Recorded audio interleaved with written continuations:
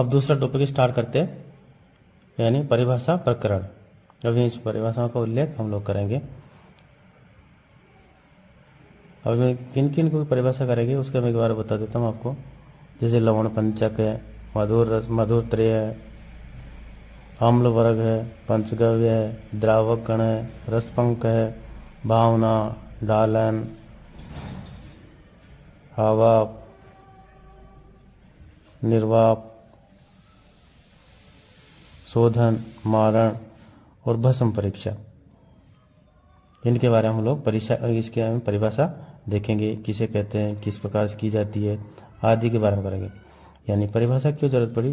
वैसज्य कल्पना में शास्त्र का अध्ययन की बिना परिभाषाओं के संभव नहीं होता, क्योंकि ये जो इनकी जब तक हमें परिभाषा याद नहीं होगी तब तक हम लोग वैसज्य की कल्पना नहीं कर सकते। इसलिए हम लोग विभिन्न शब्दावलियाँ हैं, इन शब्दावलियों को हमें जाने बिना हम शास्त्रोक्त औषधि निर्माण नहीं कर सकते। इसलिए औषधि निर्माण करने से पहले हम लोग को ये इनकी परिभाषाओं का ज्ञान होना अति आवश्यक है। तो हम लोग पहला टॉपिक लेते हैं लवण पंचक। ठीक है, लवण पंचक किसे कहते हैं? जिसमें काला नमक हो, सेंधा नमक हो और ओदीब्ध यानी रेह नमक हो, विड नमक हो और समुद्री नमक हो। ये प्रकार के पांचों नमकों का इनके जो संभाग लेते हैं समान मात्रा में लेकर मिलाने को हम लोग लवण पंचक कहते हैं। दूसरा आता है मधुर त्रय। मधुर त्रय कहते हैं जैसे गुड़ हुआ, घृत और शहद। गुड़, घृत और शहद इन तीनों को द्रव्य को संभाग में लिया जाता है, इसको मधुर त्रय बोलते हैं।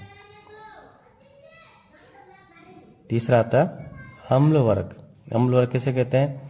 जैसे अम्ल वेतस, जम्बीरी नींबू है, बीज पूरक नींबू है, चांगेरी है, चणकामल है, इमली है, बेर है, अनार है, कोकम है, नारंग खट्टी है, रसपत्रिक है और करौंदा। ये सब अम्ल वर्ग में ही आते हैं। इनको हम लोग अम्ल यानी खट्टे, जो खट्टे होते हैं वो अम्ल वर्ग में आते हैं। अब आता है पंचगव्य। पंचगव्य किसे कहते हैं? जैसे गाय का दूध हो, दही हो, घी हो, मूत्र हो और गोबर हो।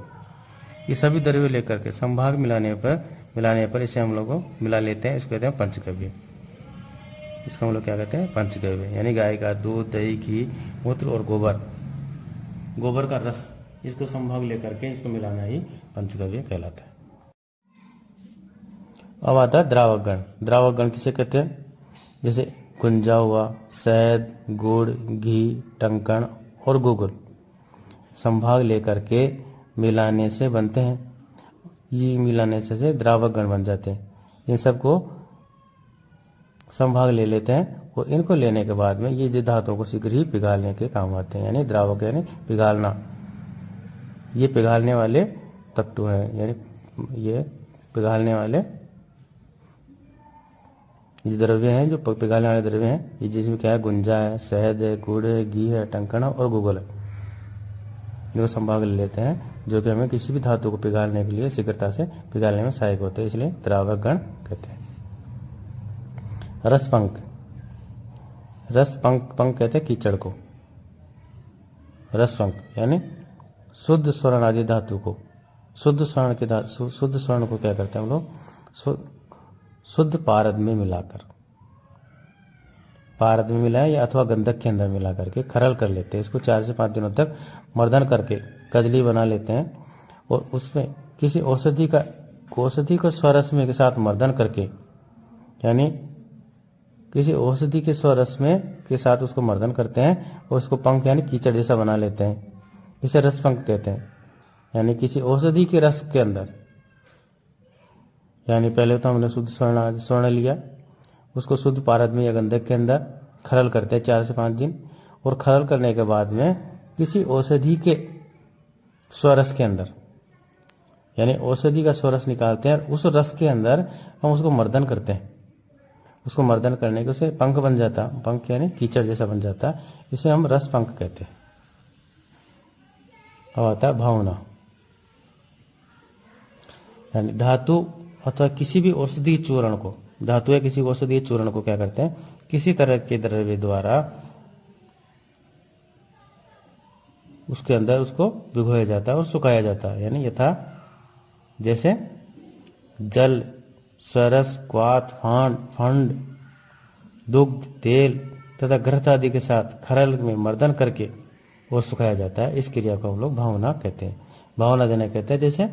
जैसे किसी के अंदर हम लोग आगे पढ़ेंगे, जैसे भावना देते हैं हम लोग, किसी में 7 भावना देते हैं, किसी में 10 भावना देते हैं, किसी में 50 भावना देते हैं। इस प्रकार की भावनाओं का उल्लेख मिलता है। तो यानी उसी को रस के अंदर, स्वरस के अंदर, स्वरस हुआ, जल हुआ, या क्वाथ हुआ, या फंड हुआ, या दुग्ध हुआ, तेल हुआ, उसी के अंदर उसको मर्दन करते हैं और फिर उसको सुखाते हैं। इसी बार बार उसी क्रिया करते रहते हैं, इसको हम भावना देना कहते हैं। ढालन,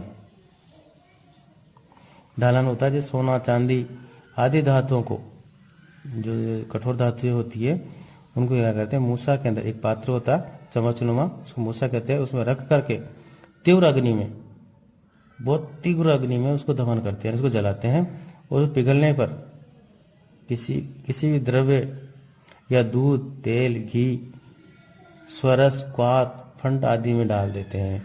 यानी जो हमने सोना, चांदी या किसी प्रकार के दो मेटल होता था तो उसको पहले मूसा में उसको तीव्र अग्नि में उसको दहन करते हैं और उस तीव्र अग्नि में जो द्रव अवस्था में आ जाता है, लिक्विड हो जाता है, तो हम उसको किसी द्रव में जैसे दूध में डाल सकते हैं, तेल में, घी में, किसी औषधि के स्वरस के अंदर या क्वाथ के अंदर या फंड आदि में उसको डाल करके उसको ढाला, यानी उसको ठंडा किया जाता है, उसे ढालन कहते हैं। हवाप कहते हैं, हवा को प्रतिवाप या आच्छादन भी कहते हैं। इसके पर्यायवाची है प्रतिवाप या आच्छादन। तो उसको क्या कहते हैं, हवाप किसे कहते हैं, जैसे मूसा में, यानी मूसा में किसी धातु को रखकर तीव्र अग्नि में पिघाल कर ऊपर से किसी द्रव्य के चूर्ण को डाला जाता है, उसे हवाप कहते हैं। यानी हमने जो धातु को पिघाल लिया पहले तो, और उसके अंदर कोई द्रव्य का चूर्ण, किसी द्रव्य का चूर्ण उसमें मिला लेते हैं तो उसे अवाप कहते हैं। निर्वाप,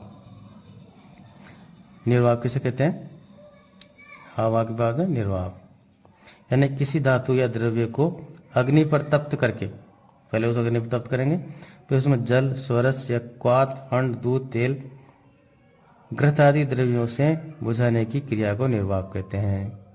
आवाप तो केवल चूर्ण को मिलाने से कहते हैं, और इसके अंदर क्या करते हैं, इसको बुझाने की क्रिया, यानी कि इस धातु को पहले अग्नि में तपाते हैं और उसमें जल, स्वरस या क्वाथ, फंड, दूध आदि तेज डाल करके उसको बुझाने की क्रिया को, यानी इसको इसके अंदर डाल करके इसको बुझा देते हैं, तो इसको हम लोग क्या कहते हैं, निर्वाप कहते हैं। अब आता शोधन।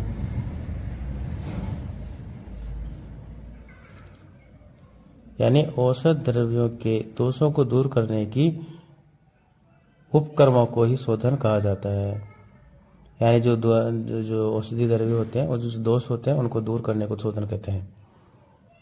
ये क्रियाएं किस प्रकार से होती है, स्वेदन होती है, मर्दन होती है, प्रक्षालन होती है, गालन होती है, आवाप होती है, निर्वाप होती है, भावना देना होता है तथा मार्जन होता है।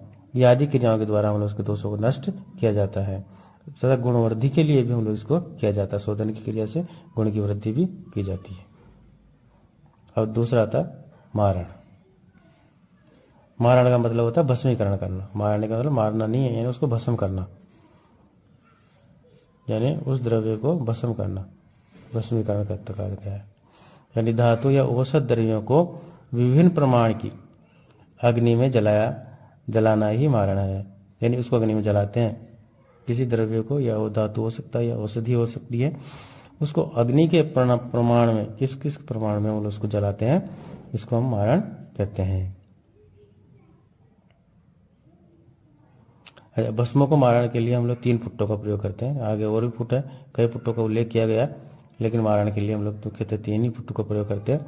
इसमें 3 फुट होते हैं, कुकट फुट होता है, वारह फुट होता है और गज फुट होता है। इसका प्रयोग हम लोग इसमें करते हैं। ठीक है, भस्मीकरण आ गया है, मारण को कहते हैं भस्मीकरण करना। अब जिसमें देख लीजिए, जैसे स्वर्ण हुआ, रजत हुआ, उन्नति हुआ, लोहे की भस्मी हुई, ये कुकुट फुट में बनाई जाती है। तथा तांबा हुआ, शंख हुआ, सुक्ति हुआ, वराटिका हुआ, मृग श्रृंग हुआ, गोदंती हुआ, तो कच्छप ये 12 फुट के अंदर बनाई जाती है। अभ्रक भस्म हुआ, अभ्रक हुआ, माक्षिक हुआ, लो आदि का गजपुट में बनाई जाती है। ये भस्म बनाई जाती है। हम लोग इसको 3 प्रकार के अलग अलग प्रकार के जो पुट थे इसके अंदर हम इसको बनाते हैं। इसको मारण की क्रिया कहते हैं। ठीक, भस्मीकरण करना यानी मारण करना। इसी प्रकार से अब आती है, लास्ट आता भस्म परीक्षा। अब हम भस्म तैयार तो हो गए, लेकिन भस्म की परीक्षा किस प्रकार से करते हैं, इसके लिए हम लोग कुछ टॉपिक्स है जिसके आधार पर हम लोग भस्म की परीक्षा करते हैं कि भस्म जो बनी है वह शुद्ध है नहीं है। ठीक है, इसके लिए हम होते हैं वारिता। पहला आता वारिता, दूसरा आता रेखापूर्ण, तीसरा आता पुनर्भव, पुनर्भव हो गया, उत्तम हो गया, निरुत्थ हो गया, अवामी हो गया, अम्ल परीक्षा होगा, निर्धम हो गया, निस्वादु हो गया,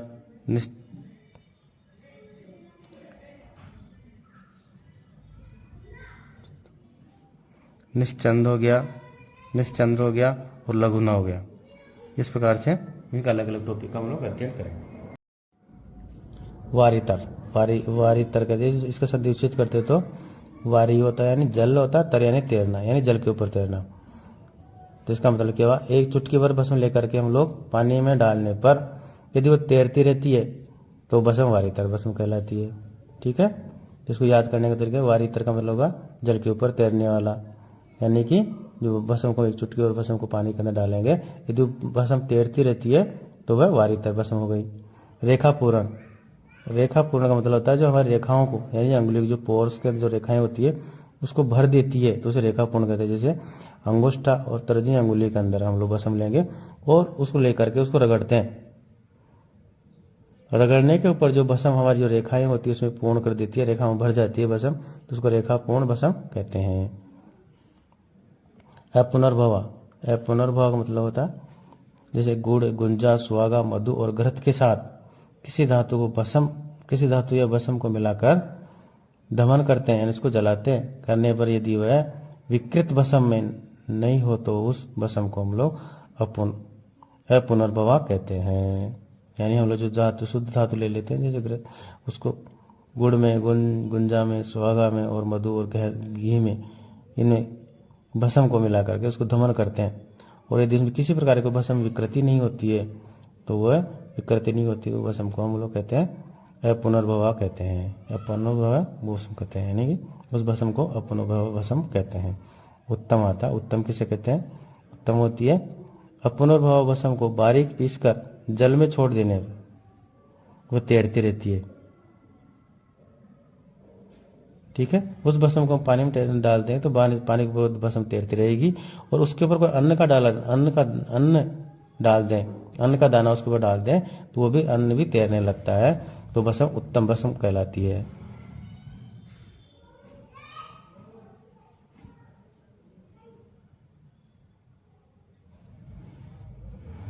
उत्तम भस्म कहलाती है। निरुत्थ, निरुत्थ कहते हैं चांदी के टुकड़े के साथ किसी धातु भस्म को मिला करके मूसा में रख करके दमन करें और चांदी के साथ वह भस्म कुछ अंश भी न मिले तो वह निरुत्थ कहलाती है। यानी कि हम चांदी के टुकड़े को रख कर भस्म को रख करके उसको दमन करें, मूसा में रख कर उसको दमन करें, जिसको अग्नि को तपाएं तो उसके अंदर कुछ अंश मात्रा भी उसके अंदर चांदी के अंदर मिक्स नहीं हो, चांदी में अंश भी न मिले तो वह निरुत्थ भस्म कहलाती है। भस्म कहलाती है, निरुत्थ भस्म कहलाती है। अवामी, अवामी भस्म किसे कहते हैं, भस्म का थोड़ा सा अंश जीभ पर रखने से अवामी होता है। अवामी का मतलब होता है अवामी, यानी जो वमन नहीं आए, जिससे उल्टी न हो उसे अवामी कहते हैं। यानी भस्म का थोड़ा सा अंश लेकर हमारे जीभ के ऊपर रख लेते हैं जिससे हमें हलास या उल्टी की इच्छा न हो, उस भस्म को अवामी भस्म यानी उल्टी वमन न कराने वाली भस्म कहलाते हैं, अवामी भस्म कहते हैं। अम्ल परीक्षा कैसे करते हैं, अम्ल परीक्षा के लिए क्या होता है, जैसे ताम्र, स्वर्ण, माक्षिक और तुथ यानी नीला तोथा से निर्मित भस्मों को खट्टे द्रव्यों पर डालने से यदि भस्म अपक्व है, यदि भस्म अपक्व होगी तो उसके अंदर वर्ण में तूतिया रंग का जैसा हो जाता है। यदि अपक्व भस्म होगी तो तूतिया रंग की हो जाएगी और पक्व भस्म होगा तो उसके ऊपर कोई प्रभाव नहीं पड़ेगा। इसकी परीक्षा की जाती है। ये केवल इसमें के तांबे में स्वर्णमाक्षी में और तुत नीला तोते में की जाती है। निर्धूम यानी भस्म को अग्नि पर रखने पर धुआं नहीं निकलता हो, वो शुद्ध समझना चाहिए।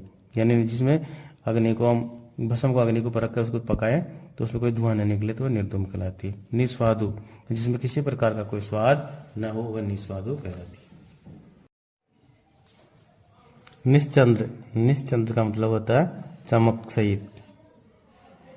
निश्चंद्र यानी चमक रहित हो जाना, जिसमें चमक नहीं रहे, चमक रहित होना। जैसे अभ्रक हुआ, स्वर्ण हुआ, रजत हुआ एवं माक्षिक आदि जो निर्मित भस्म में होती है उनकी परीक्षा की जाती है। उसमें चमक बिल्कुल नहीं रहनी चाहिए, भस्म के अंदर चमक नहीं रहनी चाहिए।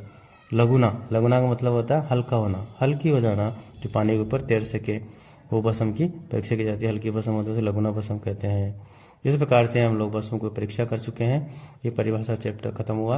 इसी प्रकार से हम लोग तीसरा चैप्टर स्टार्ट करेंगे।